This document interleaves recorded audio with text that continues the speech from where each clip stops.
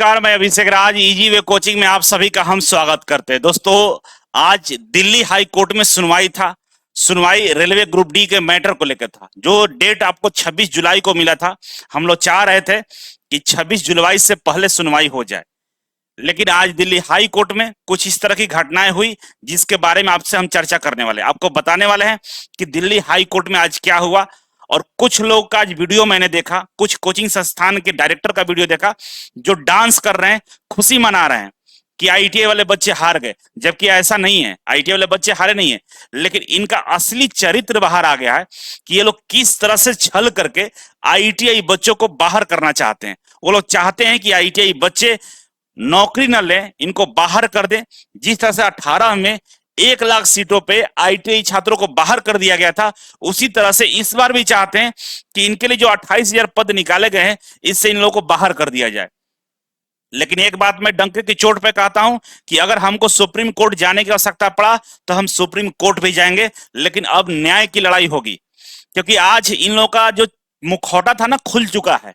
ये लोग जिस छल कपट करके चाह रहे थे कि हम आईटीआई छात्रों को बाहर कर दे, लेकिन इनका दाल गल नहीं रहा है। ये बेचैन है कोर्स सेल करने के लिए, करोड़ों का टर्नओवर करने के लिए, लेकिन ये टर्नओवर हो नहीं रहा है। तो आइए इसी पर हम चर्चा करने वाले। और एक गुजारिश ही है आप लोगों से कि कई सारे बच्चे इंतजार कर रहे हैं कि हम फाउंडेशन बैच ज्वाइन करें, रेलवे का बैच ज्वाइन करें। तो आप लोगों के लिए the platform coaching centre Sanjay sir के यहाँ इजी वे का पूरा टीम नया बैच स्टार्ट कर चुका है। पटना के मुसलमपुर हाट में the platform coaching centre Sanjay sir के यहाँ आप जाकर क्लास ज्वाइन कर सकते हैं। और वहां पे इजी वे की पूरी team railway plus foundation batch start कर दी है। आप इस बैच का हिस्सा बन सकते हैं, ठीक है। और आप लोगों से गुजारिश ये है कि आप लोग रेलवे के अलावा पीएसयू, मेट्रो, बिजली विभाग, तमाम तरह की भर्तियां निकाली जाती है। हर महीने हर सप्ताह भर्ती आती है। हमारे यहाँ के बच्चे 21 साल में, 22 साल में नौकरी लेते हैं। आज हजारों की संख्या में छात्र पीएसयू में नौकरी कर रहे हैं। इसरो, डीआरडीओ, बार्क में बच्चे भर चुके हैं। इस बार एनपीसीआईएल का रिजल्ट आया है हाल फिलहाल में। आप देखेंगे कि मात्र फिटर में 20-22 सीट था, इलेक्ट्रीशियन में 20-22 सीट था, और टोटल कोचिंग से ही बच्चे इतने सिलेक्ट हुए हैं स्किल टेस्ट के लिए कि आने वाले मेरिट में हमें लगता है कि 20 में से 15 बच्चे इस पे के होंगे। ये रेशियो है। कई कोचिंग में 50,000 की संख्या में कोर्स बिकता है, लेकिन उसमें से 100-200 सिलेक्शन होता है तो लोग जश्न मनाते हैं। जबकि 50,000 बच्चे अगर एक साथ किसी कोचिंग में ज्वाइन किए हैं, अगर उनको नहीं भी पढ़ाओगे ना, तो 100-200 बच्चे ऐसे होते हैं जो अपने खुद के दम पे नौकरी ले लेते हैं। वो कोचिंग का वैल्यू, नौकरी नहीं है, वो कोचिंग का पावर नहीं है, वो कोचिंग से सिलेक्शन नहीं है, वो सिलेक्शन बच्चों ने अपने दम पे लिया।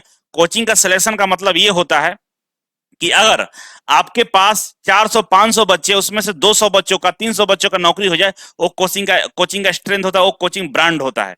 आज इजी वे कोचिंग एक नया कीर्तिमान स्थापित कर दिया है। डीआरडीओ में 700 सीट था, उसमें से लगभग 300 के आसपास बच्चे हमारे सिलेक्ट हुए थे डीआरडीओ में।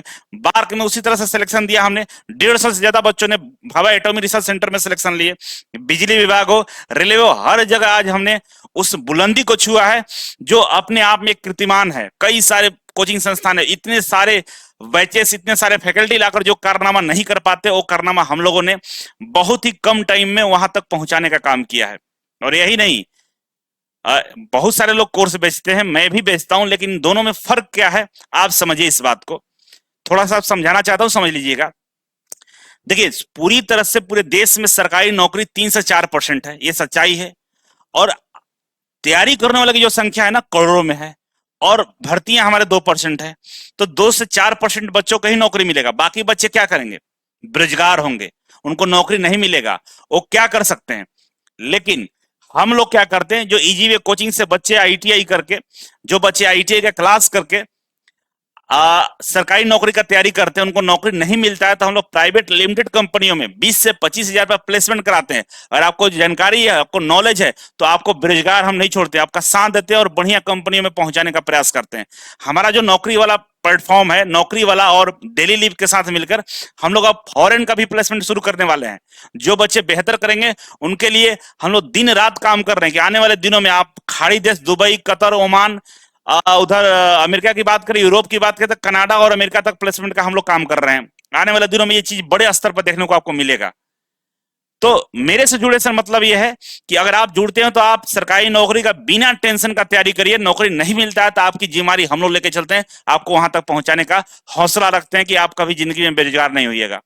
कई सारे बच्चे नहीं आ पाते हैं, उनके लिए इजी वे ग्लोबल एप्लीकेशन को डाउनलोड कर लीजिएगा। ऑनलाइन के माध्यम से भी आप जुड़कर पढ़ाई कर सकते हैं। रेलवे का नया बैच बहुत जल्द आने वाला है, 15 अप्रैल से स्टार्ट हो जाएगा। और ये मुसल्लमपुर हाट पटना में प्लेटफॉर्म कोचिंग संजय सर के यहाँ नया बैच स्टार्ट हो गया, रेलवे प्लस फाउंडेशन। आप लोग इसे एक बार जरूर विजिट करके ज्वाइन करिएगा।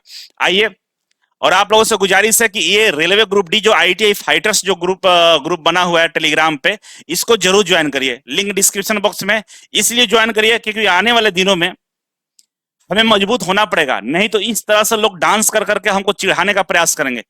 ये कोर्स बेच बेच के अपने आप को अरबपति बनाएंगे, लेकिन ITI छात्रों को भिखार बनाने का प्रयास करेंगे, ITI छात्रों के साथ छल करने का प्रयास करेंगे। अगर हम लोग एक साथ रहेंगे, एक जगह मजबूत रहेंगे, तो आने वाले दिनों में जो भी ITI के लिए कमियां है उसके लिए हम लड़ाई लड़ेंगे और जीत कर दिखाएंगे। तो आप लोगों की जिम्मेदारी बनती है कि इस ग्रुप को ज्वाइन करिए। लिंक डिस्क्रिप्शन बॉक्स में, वहां से यहाँ पर ज्वाइन करके अपने इस ग्रुप को, इस मुहिम को मजबूत कर सकते हैं। देखिए, हमने पोल कराया था, 77% बच्चों ने बोला कि केस वापस लेने की आवश्यकता नहीं है, हम लोग लड़ेंगे, जो भी होगा न्याय के बाद जो भी होगा हम लोग कर लेंगे, लेकिन डिसीजन आने के बाद ही जो होगा वो माना जाएगा। अभी हम लोग जल्दीबाजी करने का प्रयास नहीं करेंगे, पढ़ाई कर रहे खूब दिल से पढ़ाई करिए, लेकिन फैसला आने के बाद ही हम लोग पीछे हटेंगे। अभी पीछे नहीं हटने वाले हैं। तो आज जो हाई कोर्ट में हुआ है वो ये था कि एक छोटा सा एप्लीकेशन दिल्ली हाई कोर्ट में दिया गया था कि भाई जो 26 जुलाई का सुनवाई होने वाला था उसको पहले कर दिया जाए, क्योंकि इसमें कई सारे बच्चे फॉर्म डाल चुके, इंतजार कर रहे हैं, और ऐसे में फैसला जल्दी आ जाएगा। तो जो भी छात्र होंगे जिसके भी पक्ष में आए, क्लियर हो जाएगा। आगे हमारे सुप्रीम कोर्ट का जो रास्ता वो तय करेंगे। लेकिन हाई कोर्ट ने इस विचार को मना कर दिया कि आप जो विचार कर रहे हैं कि जल्दी सुनवाई हो जाए, हाई कोर्ट के पास उतना भी समय नहीं होता कि हर केस को जल्दी सुन ले।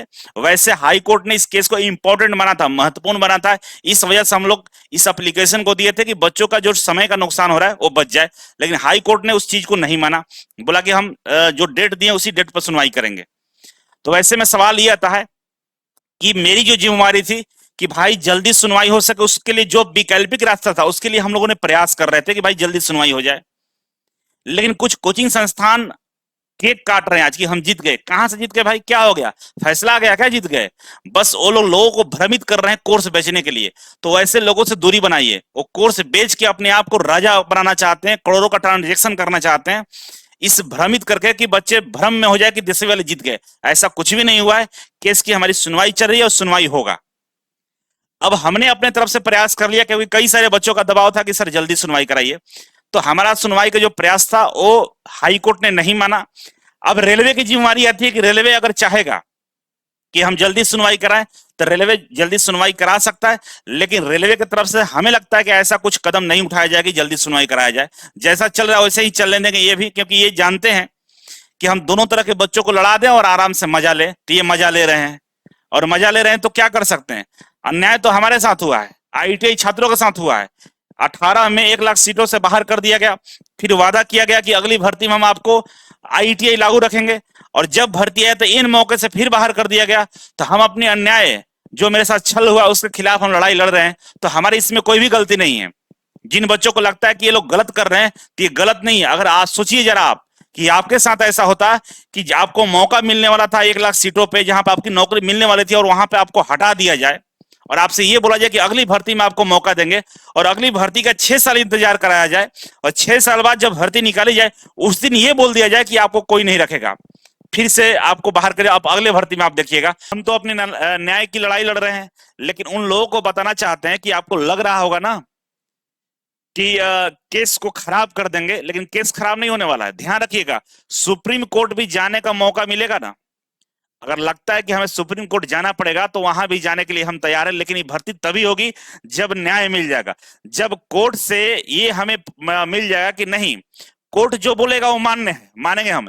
लेकिन हम अब किसी इस बात को नहीं मानने वाले हैं कि भाई आप इस तरह से तांडव करिएगा और ITI छात्रों के साथ छल कीजिएगा और इस बात को हम बर्दाश्त कर लें। तो 2018 वाला दिन नहीं है, ये 2025 चल रहा है और ITI के बच्चे जागरूक हो चुके हैं। ITI के बच्चे अपने सम्मान की लड़ाई जानते हैं। बहुत हो चुका, अब नहीं होने वाला है।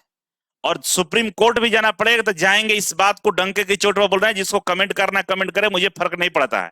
मुझे पता है कि दो चार बच्चे हैं जो मिर्ची लगी है, उनको पेट में दर्द हो रहा है, और वो बच्चे हैं ना जो किसी का मुखौटा बन के अपने आप को रिप्रेजेंट कर रहे हैं। और ध्यान रखिएगा, अगर ऐसा कुछ आप लोग करने का प्रयास करेंगे तो एक बात और वहां पर कही जाएगी कि 10वीं लागू करिए, लेकिन 10वीं के बाद जिसने 12th किया है, 11th किया है, ग्रेजुएशन किया, वो फॉर्म नहीं डाल सकता है। मिनिमम का मतलब मिनिमम हो जाएगा। और आईटीआई जिन्होंने किया है, आईटीआई के बाद भले जो भी क्वालिफिकेशन किया हो वो फॉर्म डाल सकता है। ऐसा भी एक चांस बनता है और इस पे हम लीगल रूप से बातचीत कर रहे हैं। तो भले आज एप्लीकेशन खारिज हुआ, इसका मतलब ये नहीं है केस खारिज हो गया है। और खुशी मनाने की आवश्यकता नहीं है कि 10वीं वाले जीत गया, ऐसा कुछ नहीं है। लेकिन आज पता चल गया कि एक छोटा सा डिसीजन को रोका गया, तो मतलब इस तरह से दिवालियां मनाने लगी कि भाई आईटीआई के बच्चे हार गए। मतलब इसी इंतजार में आप लोग ये बोलते हैं कि भर्ती बढ़वाओ, साथ मिलकर काम करो। ये साथ है आपका कि एप्लीकेशन एक छोटा सा खारिज हो, आप लगे डांस कर रहे हैं, ये साथ मांग रहे हैं हमसे।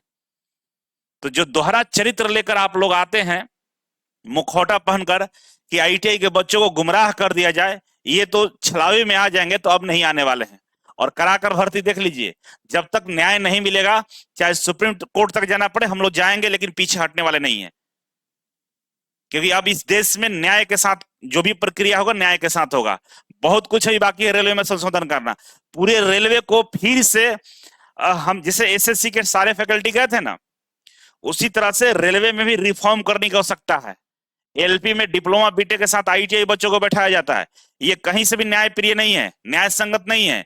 टेक्नीशियन में आईटीआई सिलेबस में से कुछ भी नहीं पूछा जाता है, और देखिए उसके नॉर्मलाइजेशन करके 40-40 नंबर तक बढ़ जाते हैं। यही नहीं, कट ऑफ 90+ जा रहा है। अगर ट्रेड होता तो आईटीआई वाले बच्चों को ये चीजें नहीं झेलना पड़ता। और ये सारी समस्या है ना, इसको लेकर भी आगे आने वाले दिनों में हम लोग न्याय की मांग करेंगे। फिलहाल ग्रुप डी के लिए टेंशन लेने की आवश्यकता नहीं है। मामला हाईकोर्ट में और हमारे पक्ष में, आईटीआई के बच्चे जीतेंगे, पूरी तरह से हमें उम्मीद है। और हम लोग मजबूती के साथ इस केस को लड़ेंगे, पीछे नहीं हटने वाले हैं। और बच्चों से गुजारिश है कि आप लोग फॉर्म अप्लाई कर दिए हैं, पढ़िए, आप टेंशन मत लीजिए। जो भी होगा बच्चों के हित में होगा, और बच्चों के लिए हित में ही हम भी सोच रहे हैं। ऐसा नहीं चाह रहे किसी का नुकसान हो, लेकिन कुछ ऐसे टीचर आ गए हैं जो चाहते हैं कि आईटीआई बच्चों का नुकसान हो जाए, तो हम आईटीआई बच्चों का नुकसान नहीं होने देंगे। सबने उस वीडियो को देखा है, सब लोग उस वीडियो को जानते हैं कि किसने ऐसा कर रहा है। तो समझ लीजिए कि हमारा स्टैंड को और मजबूत कर रहा है कि हम और मजबूती के साथ इस केस को लड़े, और लड़ रहे हैं, पीछे हटने वाले नहीं है। बाकी आप लोगों का क्या राय है? आप लोगों से गुजारिश है कि वीडियो को शेयर करिए, आईटीआई छात्रों को जोड़ने का प्रयास करिए, और खास करके इस ग्रुप को मजबूत करिए। ITI group D, ITI fighters जो ग्रुप है, इसको मजबूत करिए। और ये ग्रुप जितना मजबूत होगा, आने वाले भविष्य में आईटीआई बच्चों के लिए बहुत बड़ी जीत होगी, और आईटीआई बच्चों के लिए विकल्प पैदा होगा। आप गवर्नमेंट प्राइवेट हर जगह बढ़िया पैसा कमा सकते हैं, बस हम लोगों को एक जगह आने की आवश्यकता है। और ये आवश्यकता को आप लोग पूरा करेंगे, शेयर करके लोगों को जोड़कर और जोड़ने का प्रयास करिए। बहुत बहुत धन्यवाद वीडियो देखने के लिए। लाइक शेयर और करके और भी बच्चों तक पहुंचाने का प्रयास करिएगा। Thank you so much.